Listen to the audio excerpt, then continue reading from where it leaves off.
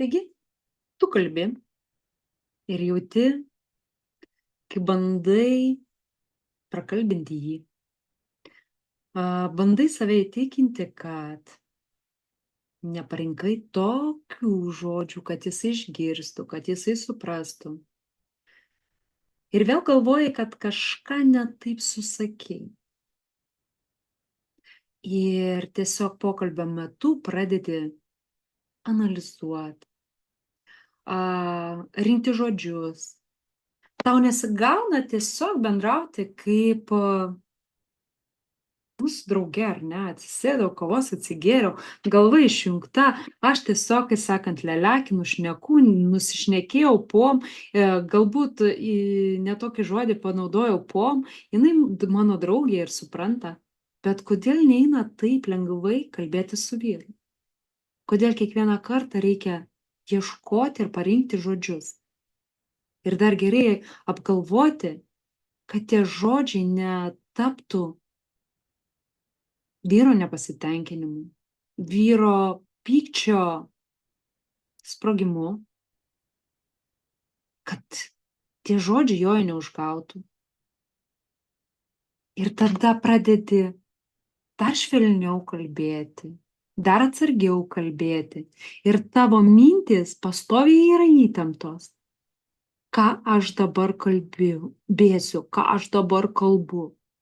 Ir tu gyveni va tokioj įtampoj, strese. Vien dėl to, kad tau reikia pasikalbėti su vyru. Ir vis galvoji, kaip tu žodžius sudėti, Dieve mano. Kaip? Nes jeigu aš to nepadarysiu, kas atsitiks? Atsitiks vėl sprogimas, bus vėl konfliktas, vėl jis sakys, kad aš nesuprotu. Vėl jis sakys, kad aš lesu smegenis. Ir man bus skaudu. Ir aš žinau, kur vėl atsidursiu. Ant tų vonios grindų. Sėdinti.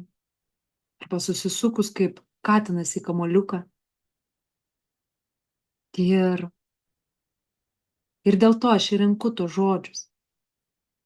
Aš nenoriu konfliktų. Man reikia ne to. Bet kodėl mano gyvenime taip ir niekas nesikeičia, ar ne? Nuolatos va ta mintis kankina.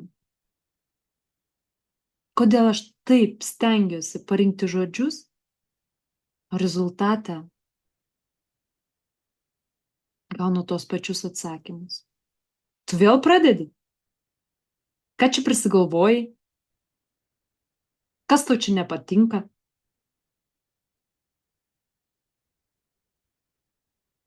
Ir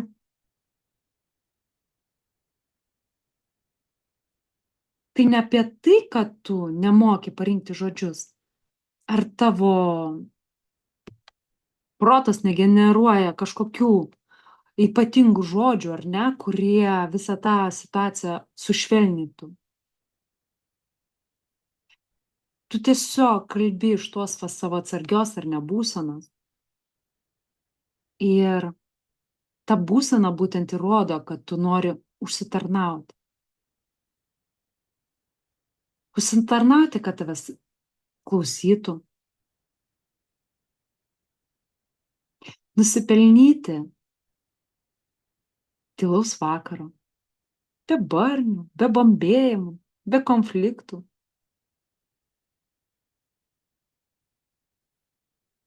Bet visos tos pastangos atima tiek daug energijos. Ir ne tik energijos. Šitos pastangos tave įvelia į tokį chaosą, kai nesuprantu, kas vyksta, nesuprantu, kas darosi.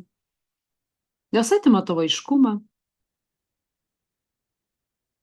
atima tavo laisvę kalbėti ir būti išgirstai. Jos tave sukaus, sudeda į rėmus, į taisyklės. Ir Su kiekviena diena vis mažiau ir mažiau aiškumo. Vis daugiau ir daugiau klimpsti būtent į tą chaosą. Ir tada nesupranti, kur realybė, kur ta mano iliuzija, kuri buvo, kai mes susipažinom. Kas atsitiko? Ir tu nuolat galvoji, nuolat abejoji, nuolat verdi, sukiesi tam pačiam rate. Ašaros barniai, mintis, chaosas. Ir žinok, tai nesikeis. Išbandytas reikalas. Tai tiesiog nesikeičia, jeigu tu ir melsi Dievą, kad, o viešpatie, sutvarkyk mano santykius, tai ne, tai to nebus. Žmonės neišrado ir stebuklingų kapsulių, kurių mes taip norėtumėm. Kurių nori mano klientės, kurių norėjau ir aš. Išgėrei kapsulę ir problema išspręsta, ar ne? Kaip galvos skausmas dingo. Bet kiekviena problema, kuri yra tavo gyvenime, jinai turi sprendimą. Turi pasirinkimą. Ir tai tavo apsisprendimas, ką tu rinksies. Ar gyvensi tam chaose, mąstysi, kur dar reikia pasistengti, kaip reikia sudėlioti, kaip būti pokalbių guru. Ar ateisi ir pasižiūrėsi, kas už šitos situacijos slypi. Ir kai pradėsi analizuoti, kas už šitos situacijos slypi, tu įgausi aiškumą. Tu tada galėsi atsistoti ant sistemos. O kokia konkreti sistema tinka tik tau ir tau, kad visą šitą situaciją pakreipti ir pagaliau išlaisvėti kalbant, kad ir su vyru galima būtų komunikuoti laisvai, atstovint savo ribas, išsakant savo nuomonę, ar ne? Ir kad tai nebūtų 3 pasaulinis karas ar 4 pasaulinis karas, aš istorijoje esu silpna. Kad tai nebūtų sprogimas vėl šeimoje, kada vėl griaušies ir verksi. Jūs esi kalta dėl to, kad vaikai nemato laimingos savo vaikystės, ar ne, o mato mūsų ir vėl barnius. Ko noris? Aiškumo, sistemos, kur šį norisi pasirinkti variantą. Pat atsisėsk gerai ir pagalvok. Chaosas ar aiškumas?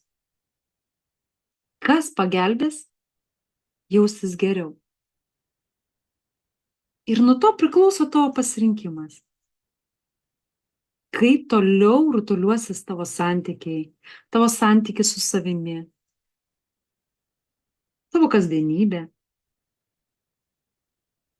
Ar tu pasiliksi tam užbartam rate, ar po truputėlį išeidinėsi iš jo? Pasiėmusi savo asmeninę sistemą. Savo santykių asmeninę sistemą, kaip įspręsti asmeninės problemas santykiuose, gali pasiimti asmeninėje sesijoje su manimi.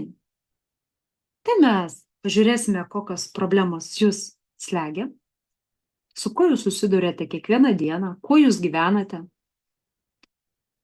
Ir įnešime aiškumą. Tiesiog įnešime aiškumo į jūsų šitą situaciją.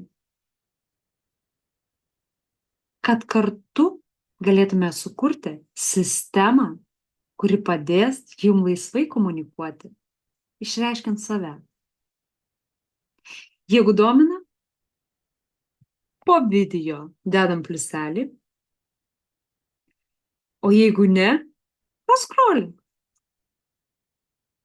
O kas jau tvirtai esate apsisprendęs ir nenorit laukti, kol aš pastebėsiu pliuselį, tiesiog parašykite asmeniškai. Aš noriu tavo sesijos. Aš noriu pokyčių.